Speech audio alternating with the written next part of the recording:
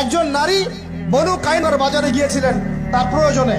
ইহুদি তার শ্লীলতাহানি করেছে, তার সতর খুলে দিয়েছিল একজন ইহুদি। এটা দেখে একজন মুসলিম ভাই সেখানে থাকতে না পারে ওই ইহুদির গর্দান নামিয়ে দেয়। এই ইস্যুকে কেন্দ্র করে ইহুদিরা মিলে ওই ভাইকে শহীদ করে। তখন ওই বাজারে ওই ভাই ছাড়া আর কেউ ছিল না, একজনই ভাই ছিল। এরপরে এই মামলা আসলো নবীর দরবারে সাল্লাল্লাহু আলাইহি ওয়াসাল্লাম। এটা মদিনার ঘটনা। নবী সাল্লাল্লাহু আলাইহি ওয়াসাল্লাম ওই সাহাবীকে তো দোষারোপ করেন নাই, বরং নিজে বর্ম পরে অন্য সাহাবীদেরকে বলেছেন তোমরা বের হও, আমরা বনু কাইনুকা আক্রমণ করবো, ওকে এখান থেকে বের করে দেবো। একজন দিনী বোনের ইজ্জতের বদলা নেওয়ার জন্য পুরো বনু কাইনুকার ইহুদিদের সাথে যুদ্ধ হয়েছে। আর আমাদের বোনরা স্বেচ্ছায় ইজ্জত বিলি দিচ্ছ।